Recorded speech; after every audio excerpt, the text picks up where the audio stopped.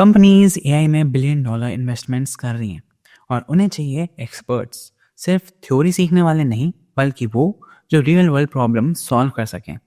अब यहाँ पे क्या होता है कि लोग सोचते हैं कि एलएलएम सीखना मतलब सिर्फ ट्यूटोरियल्स देखना या एक कोर्स कंप्लीट करना। रियलिटी में ऐसा नहीं है, ये सिर्फ 10% जर्नी का पार्ट है।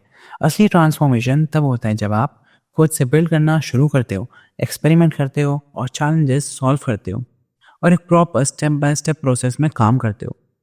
आज मैं आपको बताऊंगा कि कैसे आप एलएलएम्स के एक्सपर्ट बन सकते हो। तो hello everyone, welcome to insights with Om. सबसे पहले मैं आपके साथ एक 4 स्टेप प्रोसेस शेयर करूंगा जिससे आपको पूरा स्टेप बाय स्टेप पता चलेगा कि आप एलएलएम्स कैसे सीख सकते हो और आपके अंदर इससे कॉन्फिडेंस भी बूस्टअप होगा। तो हमारा पहला स्टेप ये है कि आपको ना एनएलपी के बेसिक समझने होंगे, जैसे कि टोकनाइजेशन हो गया, एम्बेडिंग्स हो गए और ट्रांसफॉर्मर्स। आप इन सबको वो खाली पढ़िए मत थ्योरेटिकली, बस आप इनका प्रैक्टिकल इम्प्लीमेंटेशन भी करिए पाइथन में, क्योंकि एलएलएम्स के अंदर आपको कोड लिखना है और इन सब के प्रैक्टिकल इम्प्लीमेंटेशन से आपको काफ़ी हेल्प मिलेगी।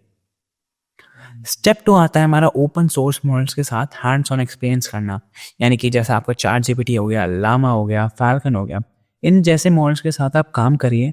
आप एपीआई का यूज़ करिए और मॉडल्स को फाइन ट्यून करिए और अपने एप्लीकेशंस बनाइए। इससे क्या होगा ना, काफ़ी आपकी नॉलेज बढ़ेगी और आपको काफ़ी अच्छा एक्सपीरियंस भी मिलेगा जब आप ओपन सोर्स मॉडल्स का यूज़ करोगे और अपना खुद का कुछ बनाओगे। इससे आपको कॉन्फिडेंस जैसा भी महसूस होगा। स्टेप 3 आ गया हमारा ओपन रिसर्च को फॉलो करना, जैसे हगिंग फेस, ओपन एआई और गूगल का डीप माइंड जैसे रिसोर्सेज को आप फॉलो करिए। जितनी भी जैसे लेटेस्ट रिसर्च पेपर्स रिलीज होते हैं आप इन्हें पढ़िए और इनको रेप्लिकेट करने की कोशिश करिए, जिससे आपका नॉलेज लेवल भी काफ़ी इंप्रूव होगा। स्टेप 4 पे आने से पहले मैं आपको ये 3 मेन गलतियां बताऊंगा जो 90% लोग करते हैं, इसलिए उनका जो एलएलएम का पूरा टाइम पीरियड हो जाता है वो भी काफ़ी एक्सटेंड हो जाता है और उन्हें कई सारी डिफिकल्टीज फेस करनी पड़ती हैं एलएलएम सीखते वक्त। तो ये 3 गलतियां आप जान लोगे तो फिर आपको कई सारी आपकी प्रॉब्लम्स काफ़ी आसान हो जाएंगी एलएलएम को सीखते टाइम पर। रियलिटी में ऐसा नहीं होता दोस्तों, आपको कई सारे प्रोजेक्ट्स बिल्ड करने पड़ते हैं, आपको कई सारे एरर्स का सामना करना पड़ता है, तब आप जाके कुछ कर पाते हो, तब आप जाके एलएलएम्स को समझ पाते हो।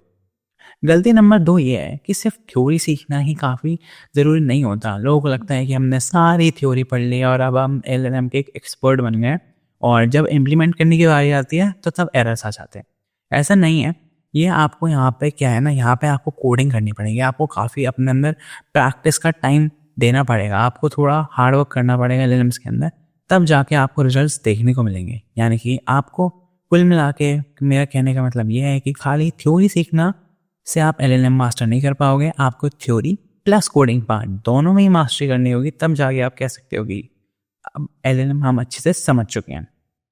गलती नंबर 3 क्या है कि लोग क्या करते हैं, अपना काम शेयर नहीं करते। जैसे कि गिटअप जो इतनी बड़ी साइट है, लोग उस पर अपना कोड डालते ही नहीं है, ना लोग गिटअप पे हैं। अब गिटअप पे ना होने से क्या होगा, आपको लोगों के जितने भी ब्लॉग्स होते हैं, लोगों का कोड होता है, आप इस सब को देख नहीं पाओगे, आपने और लोग क्या कर रहे हैं आप उसका कोई आइडिया नहीं ले पाओगे और बेसिकली आप एक लिमिटेड नॉलेज में बन जाओगे। तो आपको गिटअप पे अपना कोड शेयर करना चाहिए, आपको कंट्रीब्यूट करना चाहिए और आपको लोगों के ब्लॉग्स भी पढ़ने चाहिए, जिससे आपको एक काफ़ी अच्छा आइडिया होगा कि और लोग किस तरीके से एलएलएम सीख रहे हैं और लोग कौन से कोड की प्रैक्टिस कर रहे हैं, और इससे आपकी भी काफ़ी सेल्फ हेल्प हो पाएगी। अब मैं आपको बताता हूँ कि बेसिकली स्टेप 4 है क्या। स्टेप 4 है रियल वर्ल्ड प्रॉब्लम्स को सॉल्व करना। बेसिकली रियल वर्ल्ड प्रॉब्लम से मेरा मतलब ये है कि आप समझो, आप अपने चैटबॉट्स बनाओ, अपने समराइजेशन टूल या फिर AI powered search engine develop करो। बेसिकली इससे कई सारे फ़ायदे होंगे। एक तो आपका कॉन्फिडेंस काफ़ी डेवलप हो जाएगा कि हाँ, आपने अपना खुद का एक टूल बनाया है और ये एक डिफरेंस भी क्रिएट करेगा। और साथ ही साथ जो आपकी ब्रेन की लेकर फंक्शनलिटी है ना एलएलएम्स को लेके, उसमें भी काफ़ी ज़्यादा हाई ग्राफ्स आ जाएगा। तो ये बहुत ही एक इम्पॉर्टेंट स्टेप है। जब आप ये कर लोगे तो आपको एलएलएम काफ़ी अच्छे से आ जाएगी। अब हम बात करते हैं इंडस्ट्री डिमांड और प्रैक्टिस की। बेसिकली आप लोगों को ये भी काफ़ी अच्छे से समझना होगा कि इंडस्ट्री की डिमांड क्या है और आपको इस इंडस्ट्री की डिमांड को फुलफिल करने के लिए कितनी प्रैक्टिस करनी होगी। कंपनीज को फ़र्क नहीं पड़ता कि आपको एलएलएम का मतलब पता है या नहीं, उन्हें सिर्फ ये देखना है कि आप इन मॉडल्स का यूज़ करके उनकी प्रॉब्लम सॉल्व कर सकते हो या नहीं। बेसिकली इंडस्ट्री डिमांड तेजी से बढ़ रहा है। ये इंजीनियर्स, प्रॉम्प्ट इंजीनियर्स और एआई कंसल्टेंट्स जैसे roles fastest growing job categories में।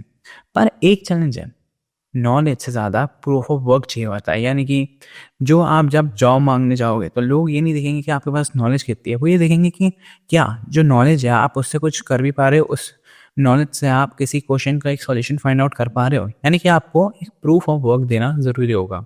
और ये प्रूफ ऑफ वर्क कहाँ से आएगा? प्रैक्टिस कर करके। जितना ज़्यादा आप प्रैक्टिस करोगे उतना ज़्यादा आप अपने आप को एलएलएम्स के अंदर एक्सपर्ट बना पाओगे। आप प्रैक्टिस कैसे करें? प्रैक्टिस क्या ऐसे रैंडमली कर लें? नहीं, मैं आपको एक प्रॉपर गाइडेंस देता हूँ प्रैक्टिस करने का, और इस गाइडेंस को फॉलो करके आपको धीरे-धीरे अपने अंदर कॉन्फिडेंस महसूस होने लगेगा। सबसे पहले ना लोग क्या करते हैं, डेली कोड नहीं करते। यानी कि जब उनका मन आता है तब करते हैं, और जब उनको ऐसा लगता है कि हाँ, हाँ, हमें आता है, तो वो प्रैक्टिस नहीं करते। आपको क्या करना है, रोज़ कम से कम 30 मिनट्स एलएलएम प्रोजेक्ट्स पे काम करना है। इससे क्या होगा कि जब आप एक फिक्स टाइम पे काम करोगे तो आपका ब्रेन काफ़ी हाई एक्टिव स्टेट में होगा उस टाइम। सेकंड प्रैक्टिस ये है कि आपको कम्युनिटी लर्निंग करनी है। आप एआई कम्युनिटीज़ को जॉइन करो, कागल कॉम्पिटिशन्स में पार्टिसिपेट करो और कोलैबोरेट करो। इससे क्या होगा ना कि जो प्रॉपर एआई कम्युनिटी है, वहाँ पे लोग क्या कर रहे हैं, लोगों के पास क्या-क्या नई-नई इन्फॉर्मेशन आ रही है एआई को लेके, एलएलएम्स को लेके, वो सब आपको भी पता लगेगी और आप भी उसका एक एक्टिव मेंबर बन पाओगे। आप भी वहाँ पे अपने सजेशंस दे पाओगे कि आपको क्या लगता है इस बारे में, और आपको क्या लगता है कि क्या ये फ्यूचर में हेल्पफुल होगा या फिर नहीं। अब हमारा थर्ड स्टेप काफ़ी इंपॉर्टेंट स्टेप है, जो कि है बिल्ड इन पब्लिक। यानी कि जैसे कई सारे वो टूल्स हो गए, सॉफ्टवेयर्स हो गए, जैसे लिंक्डइन हो गया, ट्विटर हो गया। यहाँ पे क्या करना, आप अपनी लर्निंग जर्नी को शेयर कर सकते हो। ये आपको काफ़ी क्रेडिबिलिटी देगा। और अगर आप देखोगे ना तो लिंक्डइन पे भी कई सारे लोग हैं जिन्होंने अपनी लर्निंग जर्नी को शेयर करा है। उन्होंने बताया है कि उन्होंने कहाँ-कहाँ से रिसोर्सेज इकट्ठा करे हैं और उन्होंने कहाँ-कहाँ से काफ़ी नई-नई नॉलेज गेन करी है। ये आपको काफ़ी क्रेडिबिलिटी देगा आपकी जॉब पाने में। बेसिकली असली सवाल ये है कि क्या आप इतने अच्छे बन सकते हो कि आपकी रियलिटी एक्सपेक्टेशंस को बीट कर सकें? अगर आप इस रोड मैप को फॉलो करोगे जो मैंने आपको बताया, तो आंसर है यस। पर याद रखना, ट्रांसफॉर्मेशन सिर्फ तब होती है जब आप अप्लाई करना शुरू करते हो। तो क्या आप एलएलएम एक्सपर्ट बनने के लिए तैयार हो? अब डिसीजन आपका है। आप मुझे कमेंट करके बताना कि आपको ये वीडियो कैसा लगा, और आप प्लीज़ इस चैनल को लाइक, शेयर और सब्सक्राइब ज़रूर करना।